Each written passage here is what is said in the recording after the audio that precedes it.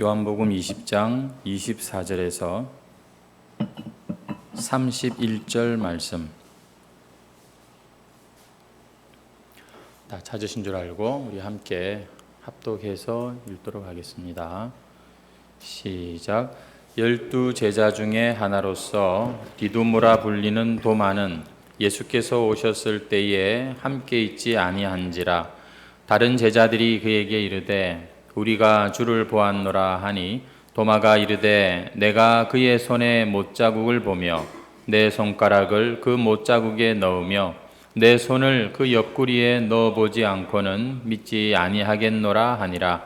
여드레를 지나서 제자들이 다시 집안에 있을 때에 도마도 함께 있고 문들이 닫혔는데 예수께서 오사 가운데 서서 이르시되 너희에게 평강이 있을지어다 하시고 도마에게 이르시되 내 손가락을 이리 내밀어 내 손을 보고 내 손을 내밀어 내 옆구리에 넣어보라. 그리하여 믿음 없는 자가 되지 말고 믿는 자가 되라. 도마가 대답하여 이르되 나의 주님이시요 나의 하나님이시니이다. 예수께서 이르시되 너는 나를 본고로 믿느냐? 보지 못하고 믿는 자들은 복되도다 하시니라. 예수께서 제자들 앞에서 이 책에 기록되지 아니한 다른 표적도 많이 행하셨으나 오직 이것을 기록함은 너희로 예수께서 하나님의 아들 그리스도이심을 믿게 하려 함이요 또 너희로 믿고 그 이름을 힘입어 생명을 얻게 하려 함이니라. 아멘. 오늘 우리가 읽은 말씀을 가지고 보지 못하고 믿는 자들은 복되도다 하는 제목으로 또 함께 은혜를 나누도록 하겠습니다. 날씨가 궂은 가운데에도 건강하게 이렇게 나와서 예배할 수 있는 것이 참 너무 감사합니다. 우리 성도들 가운데는 또 코로나 격리로 못 오시는 분들도 계시고 이런저런 사정이 있는데 오늘도 함께 예배하는 여러분들을 보면서 또 위로도 되고 또 힘도 나는 그런 시간이지만 무엇보다도 우리 하나님께서 오늘 또 우리의 마음에 우리의 예배에 또 참 은혜를 주시기를 바라는 그런 마음입니다. 우리 옆에 있는 분들을 한번 인사하실 때 우리 멋지십니다, 예쁘십니다 이렇게 한번 인사하실까요? 우리 주님이 보실 때 그렇다는 겁니다. 주님께서는 우리를 참 그리스도 안에서 이렇게 귀하고 아름답다 이렇게 말씀하십니다. 오늘도 우리가 그 믿음으로 이 말씀을 함께 나누도록 하겠습니다. 우리는 지난 시간에 이 제자들이 모여 있을 때 예수님께서 이들의 숨어 있는 곳에 찾아오시는 것을 살펴보았습니다. 제자들은 예수님의 부활 소식을 들었지만 믿기는커녕 오히려 유대인들이 자기들을 찾아내어서 죽일까봐 두려워서 문을 꼭꼭 닫고 그렇게 겨우 모여 있었습니다. 바로 그때 주님께서 그들 가운데 나타나셨죠. 그리고는 말씀하시기를 너희에게 평강이 있을지어다 이렇게 말씀하셨고 이 부활하신 예수님을 만난 제자들은 그들 안에 있던 두려움과 낙심 또 불신 이런 것들이 다 사라지고 기쁨이 충만한 그런 마음들이 되었습니다.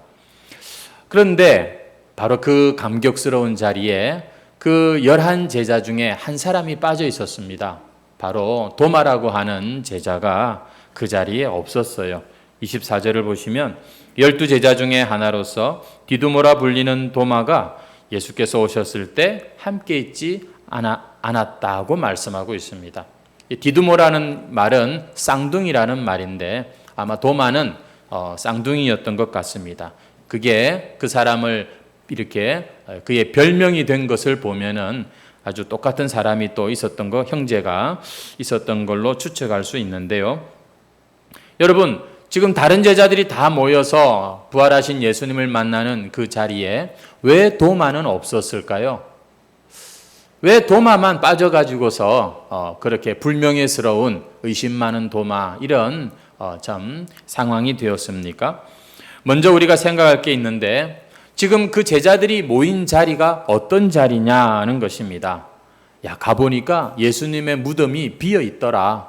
이렇게 증언하는 베드로와 또 한 제자, 요한의 말을 듣고, 그리고 또 그 빈 무덤 앞에서 나는 부활하신 예수님을 만났습니다라고 말하는 이 막달라 마리아의 말을 듣고, 그게 무슨 말인가? 그 사실을, 그 말을 확인하기 위해서 사람들이 서로 숨어 있는 곳에 조심조심 연락해가지고 겨우 이렇게 한 자리에 모여 있는데, 근데 그 자리에 도마는 오지 않았다는 것입니다. 왜요? 왜 그럴까요?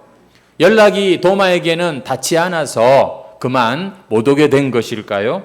도마는 아예 그런 말을 들었을 때 그 말을 확인할 가치도 못 느꼈던 것입니다. 아예 그런 말을 고려할 가치도 못 느낀 거예요. 무슨 웃기는 소리를 하고 있나. 예수님 돌아가셨는데. 여러분, 오늘은 이 도마에 대한 이야기를 좀 우리가 자세하게 하려고 합니다. 여러분, 도마가 어떤 사람인가 하는 것을 우리가 이 요한복음에 보면 한 두어 번 등장을 하는데요. 앞에 보면 그런 장면이 있죠. 이 도마는요, 예수님께서 그 나사로가 병들었다는 말씀을 들었을 때 그때 이 유대 땅을 떠나 있을 때거든요. 그런데 그 소식을 듣고도 즉시 나사로와의 관계를 잘 아는 제자들이 볼 때 즉시 가실 법도 한데 안 가시고 이틀이나 지체하시는 그런 모습을 본 것입니다. 그때 제자들이 아주 기뻤습니다. 좋아했습니다. 왜 그런가 하면 나사로와 문제가 있어서가 아니라 지금 이 상황에 유대 땅에 들어가면 틀림없이 우리에게 문제가 터지는데 그 유대인들과 뭔가 지금 이 큰 심각한 문제가 일어날 수 있는데 예수님께서도 그 위험을 감지하셨는지 꼼짝 안 하시는 거예요. 그래서 제자들이 좋아했죠. 근데 나사로가 죽었다는 이야기를 딱 듣고 예수님은 아니 마치 기다렸다는 듯이 이제 우리 친구를 다시 살리기 위해서 가야 된다. 이렇게 말씀을 하시고 채비를 하시는 겁니다. 제자들이요. 이건 아닌데 하고 생각을 하면서도 그래도 예수님이 저러시니까 다들 꿀먹은 벙어리로 억지로 그러면 진보다리를 싸는데 이때 도마가 한마디 하죠. 야, 우리도 주와 함께 죽으러 가자. 이런 얘기를 하는 겁니다. 지금 불안해하는 제자들을 독려해서 야, 가자. 이게 아닙니다. 우리도 주와 함께 죽으러 가자. 이 말은 야, 우리도 가서 개죽음이나 하자. 이런 의미거든요. 지금 이 도마가 그 모든 제자들 마음 안에 있는 그 어떤 불만이랄까요? 그걸 그렇게 표출하는 내용인 것이죠. 이건 아닌데 하면서 지금 이 도마가 표현을 하는 겁니다. 도마는요, 가룟 유다와는 다릅니다. 분명 그는 예수님의 제자이고 예수님을 떠나지 않은 사람이고 또 싫어도 예수님이 가시면 따라가는 그런 사람이었습니다. 하지만 이 도마는 조금 특이한 게 자기가 하기 싫은 일은 분명히 싫다고 밝히면서 따라가는 제자랄까요? 할 말은 하는 그런 도마였던 것이죠. 요한복음 14장에도 보면 또 도마가 등장하는데요. 예수님께서 이 제자들을 이제 내가 떠날 것이고 하늘에 처소를 예비하러 간다 이런 말씀을 하시면서 그 길을 너희도 알고 따라올 것이다 이렇게 말씀을 하십니다. 그때 도마가 딱 예수님께 또 한마디를 해요. 아니 지금 주님이 어디로 가시는지를 우리가 알지를 못하는데 우리가 어떻게 그 길을 알겠습니까? 예수님께 아주 따박따박 되묻고 있는 모습을 요한복음 14장에서 볼 수 있습니다. 그때 예수님이 굉장히 유명한 말씀을 하시죠. 내가 곧 길이요 진리요 생명이니 나로 말미암지 않고는 아버지께로 올 자가 없다. 알고 보니 예수님께서는 바로 당신이 그 길이라는 사실을 또 가르쳐 주시지요. 이 도마는 그런 사람입니다. 주님께서 지금 우리에게 어디로 가는지 알려주지도 않으시면서 너희가 그 길을 알 것이다. 아니, 무슨 소리를 하고 계시는 거냐 이겁니다. 예수님, 약도를 주세요, 약도를. 그러면 우리가 찾아가겠습니다. 이 도마는요, 분명히 예수님의 제자였지만 이 예수님의 말씀에 대해서 자기가 이해가 안 되는 부분에 대해서는 이렇게 따박따박 이렇게 참 표현을 하는 제자라는 것이죠. 도마는 주님을 사랑하는 제자였습니다. 도마는 주님과 떨어지는 것을 원치 않는 그런 사람이었습니다만, 그러면서도 자기 생각에 뭔가 이게 이해가 안 되고 뭔가 자기의 생각을 벗어나는 그런 주님의 말씀에 대해서는 잘 받아들이려고 하지 않는 경향이 있었다는 것이죠. 이 도마는 뭔가 확실한 것, 뭔가 분명히 확인된 것만 택하는 아주 현실적인 사람이었다고 할까요? 도마의 눈에는 도마는 반드시 그의 눈에 보이는 것, 아니 그가 손으로 확인한 이런 것들 아니면은 잘 믿으려고 하지 않는 사람. 야, 이런 사람도 예수님의 제자가 될 수가 있군요. 있습니다. 왜냐하면 예수님의 하나님의 구원은 그런 우리의 어떤 이 조건을 가지고서 구원하시는 건 아니니까요. 아무튼 그래서 우리는 오늘 본문도 마찬가지고 이 도마에 대해서 약간 선입견이 있습니다. 그래서 찬송가에도 의심 많은 도마에게 확신 주시고 라는 그런 찬송도 있다시피 이 도마가 이런 별명을 얻게 된 거예요. 의심 많은 도마. 우리 믿는 자들에게 의심 많다. 이거는 뭔가 좀 안 담고 싶고 뭔가 믿음이 약한 그런 모습이지요. 사실 이 도마를 의심 많다라고 이렇게 부르는 것은 도마 입장에서는 좀 억울한 면도 없잖아 있습니다. 왜 그런가 하면 사실 다른 제자들도 마찬가지였거든요. 그 사람들도 먼저 예수님 만나서 그렇지 예수님 만나기 전까지는 긴가민가 예수님의 부활을 제대로 믿지 못했어요. 그러니 마음에 그런 두려움이 가득했지 않습니까?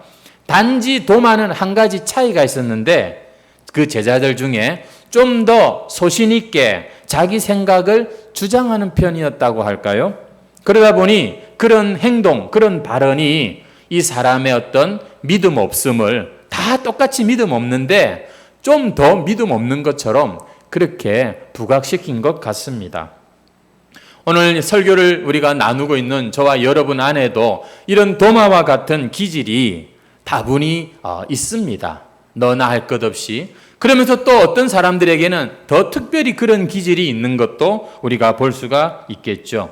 일주일 내내 장사해서 돈 벌고 내 건강 어떻게 하면 챙길 것인가, 어떻게 하면은 참 부모를 모시고 아이들을 가르치고 직장에서 일 잘하고 사람들과 관계 잘하고 이 생각만 하고 살다가 왔는데 교회 오면은 십자가 돌아가신 거, 부활하신 거, 성령이 어떻고 생명이 어떻고 이렇게 말하면 사실 솔직히 너무 참 뜬구름 잡는 얘기처럼 들릴 수 있습니다.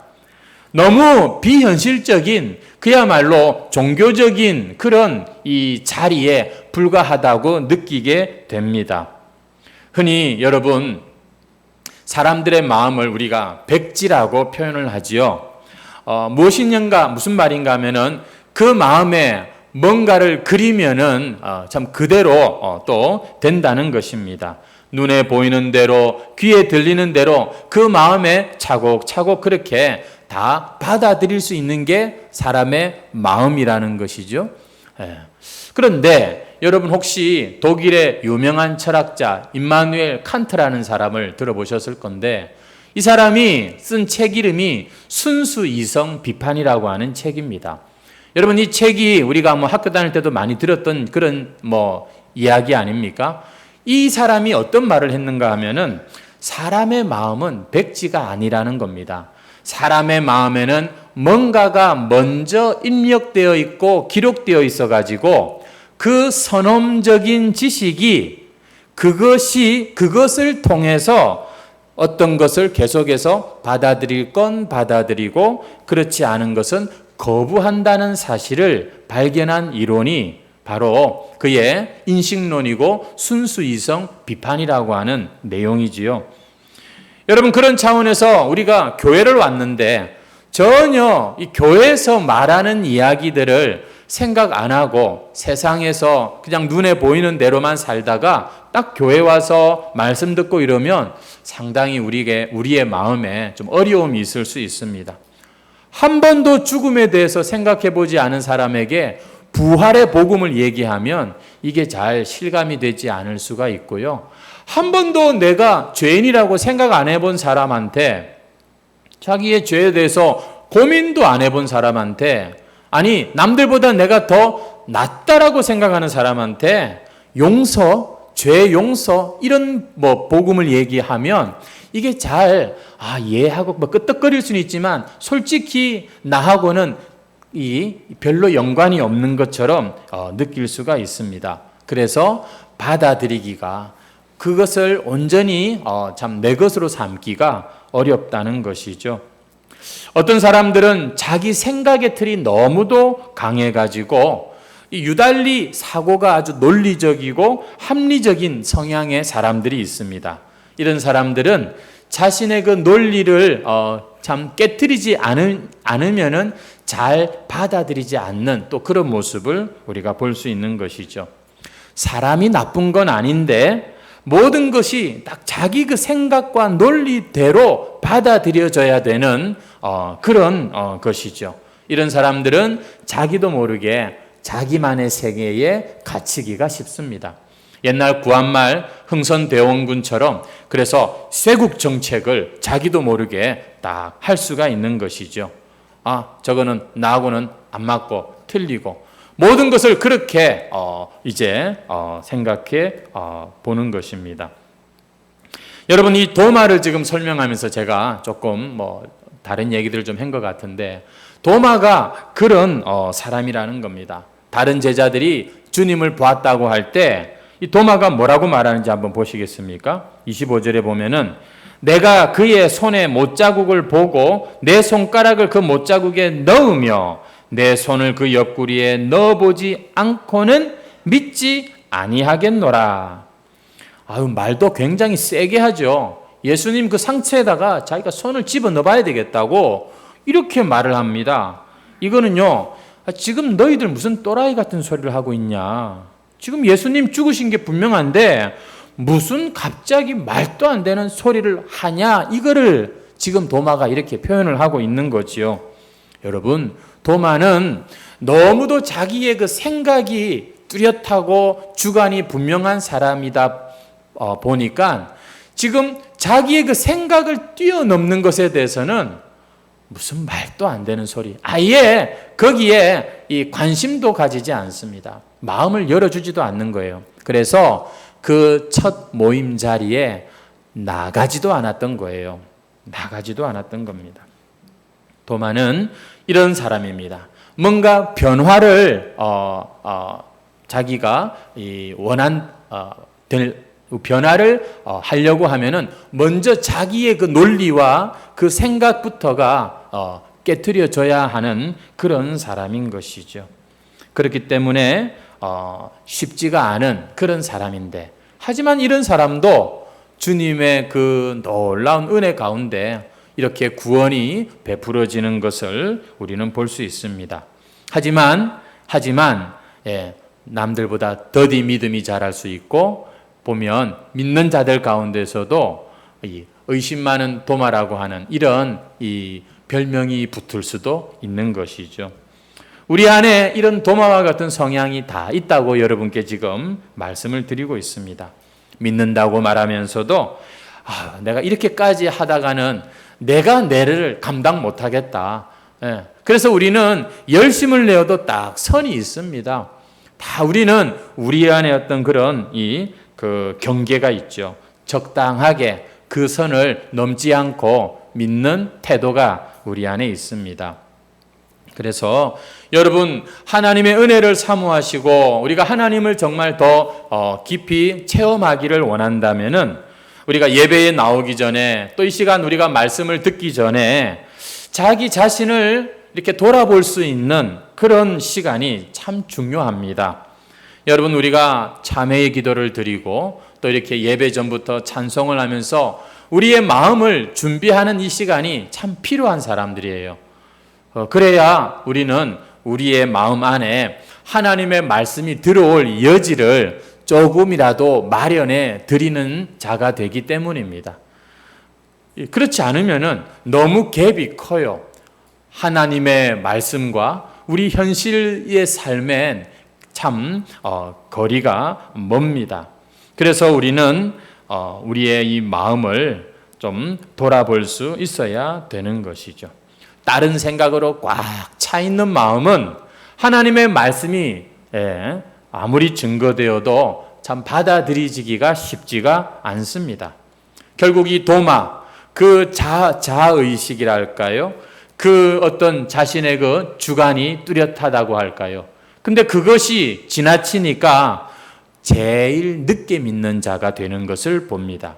여러분, 소신 없는 사람, 주관 없는 사람이 되라는 뜻은 아닙니다. 하지만 우리가 우리의 생각을 초월하고 우리의 삶을 초월해 계시는 하나님의 말씀과 하나님의 은혜를 우리가 기대한다면 우리는 우리의 그 작고 초라한 우리의 생각을 기꺼이 내려놓을 수 있어야 합니다. 말씀 앞에서도 예배 가운데서도 우리의 그 생각이 딱 경관성이 되어서는 믿음이 더디 자라게 되는 것이죠. 오늘 또 말씀이 보니까 너무 비현실적이야. 나는 이게 이해가 잘 안 돼. 모르겠다. 여러분, 우리는 지금도 끊임없이 이 예배 가운데 하나님의 성령의 역사를 기대하면서 참석해야 되는 겁니다. 그냥 몸은 앉아 있는데 마음은 저 콩밭에 가 있으면 안 되겠죠. 여러분, 우리의 마음엔 주님을 기꺼이 모실 빈자리가 있습니까? 아니면 내 생각이 그냥 무슨 철옹성이 되어 가지고서 아무것도 못 들어오는 이런 마음은 아닌지요? 살필 줄 알아야 됩니다. 도마뿐만 아니라 우리 모두에게 그런 장애물이 있습니다. 그 생각 조금만 유연하게 하고 내려놓아도 얼마든지 진리가 자기를 자유케 할 텐데, 여러분, 세상에서 제일 강한 건 딴 게 아닙니다. 내 안에 이 내가 제일 강한 것이죠. 여러분, 우리가 이 26절 말씀을 한번 보시면은 제자들이 이제 다시 8회만이라고 나오지만 사실은 시작하는 날과 끝날을 포함하는 이 유대인들의 이 계산법 때문에 사실은 정확하게 일주일이 지나고 다시 이 안식 후 첫날, 곧 주일날 저녁이 된 것입니다.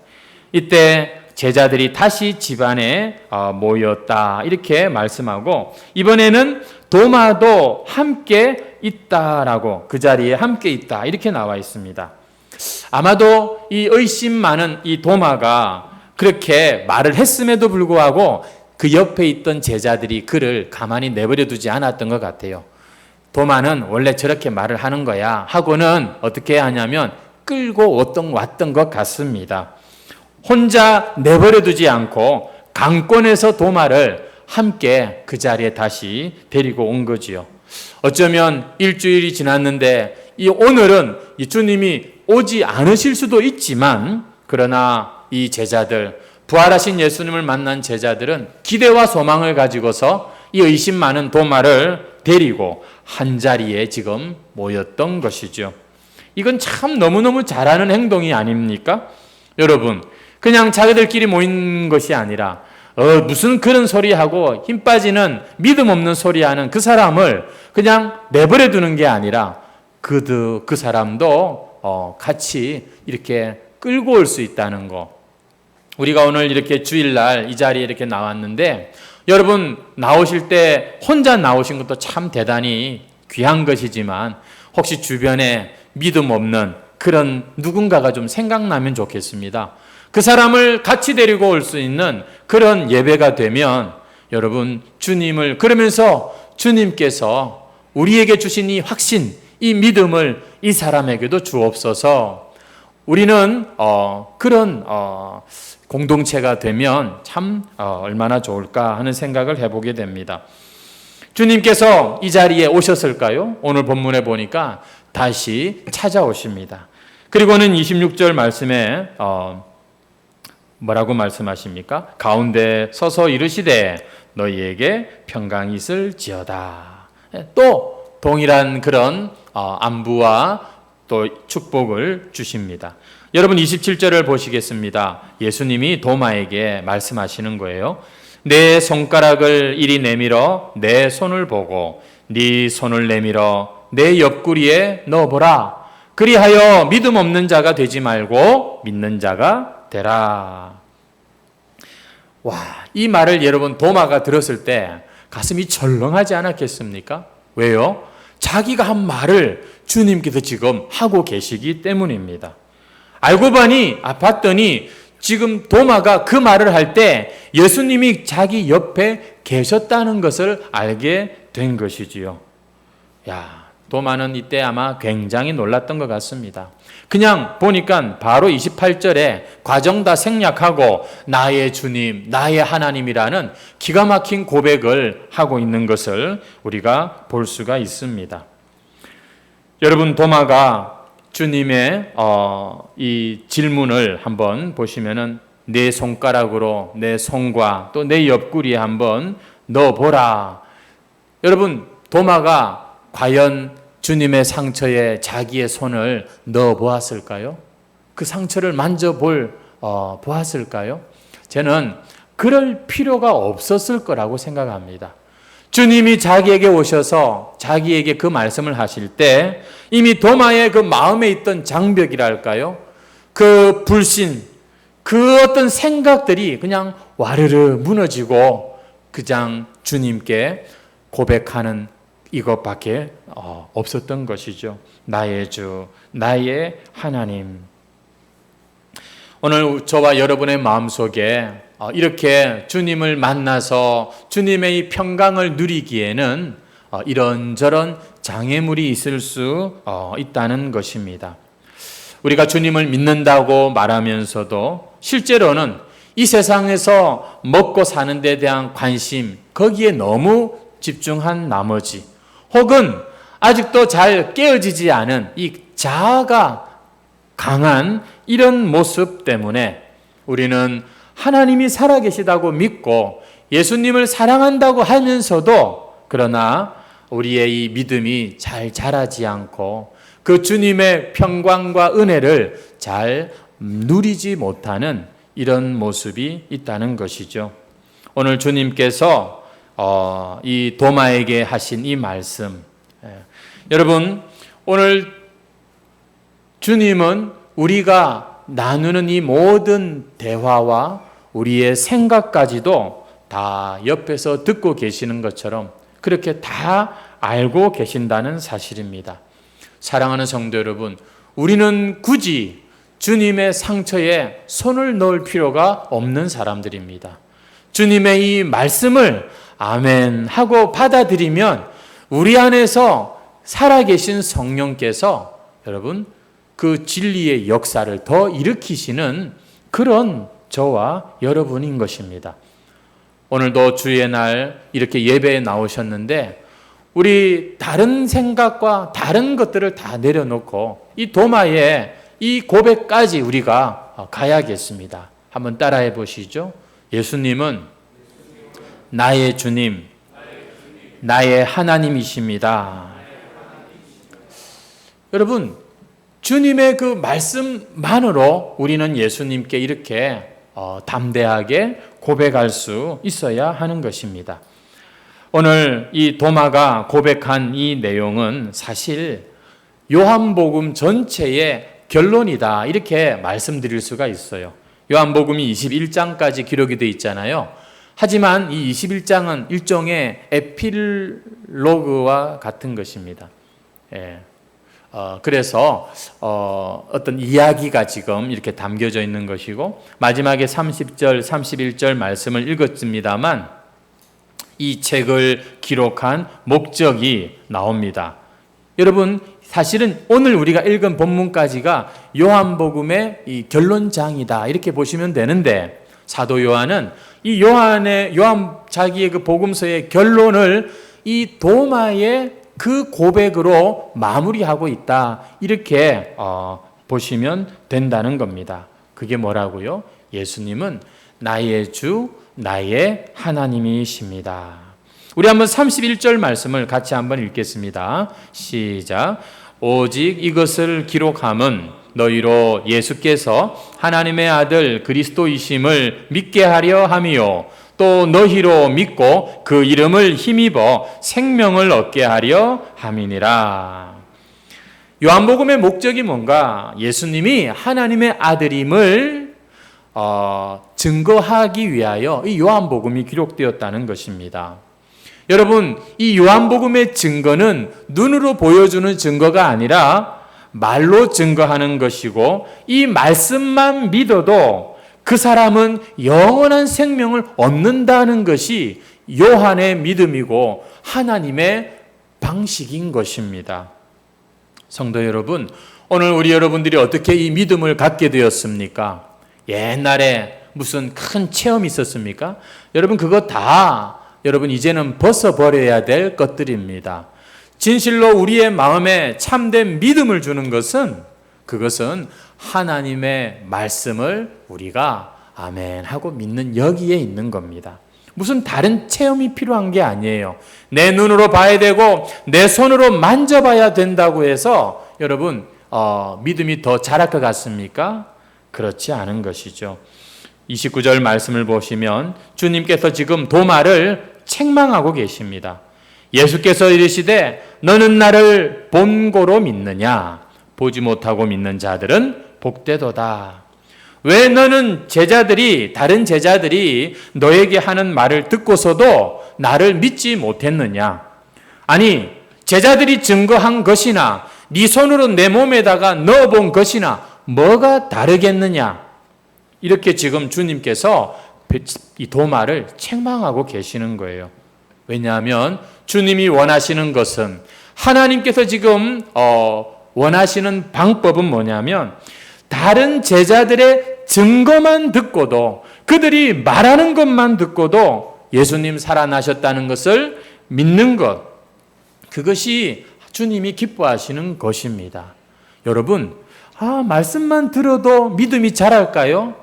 사실은 말씀 가운데 우리의 믿음이 자라는 거지, 옛날에 여러분이 어떤 기적을 보았다 한들 여러분, 그건 다른 사람도 봐도 그런가 보다 하는 겁니다. 진정한 우리의 믿음은 말씀으로 비롯되는 것입니다. 그런데 우리는 너무나도 쉽게 이 말씀을 소홀히 여기고, 이 말씀 들을 때 우리는 좀 이렇게 실수하는 경향이 있는 거예요. 마치 이스라엘 광야 시대에 그 하늘에서 매일매일 내리는 그 만나를 그들이 불평하였던 것처럼 말이죠. 지금 성경이 우리에게 이야기하고 있는 것이 무엇입니까?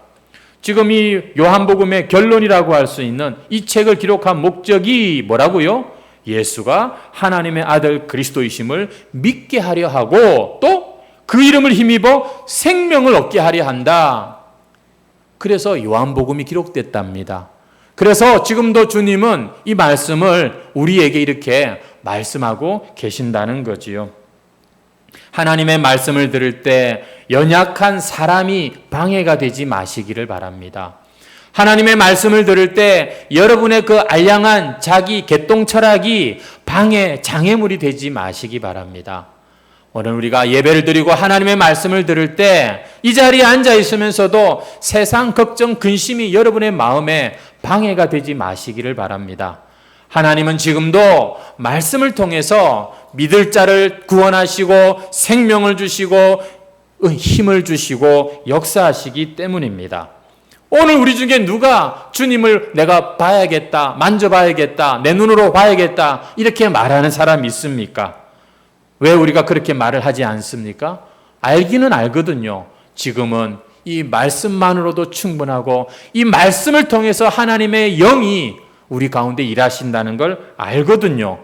성도 여러분, 오늘도 우리는 변함없이 또 주일이 되어서 이렇게 주님 앞에 나왔고 예배를 드리고 이제 또 돌아갈 겁니다.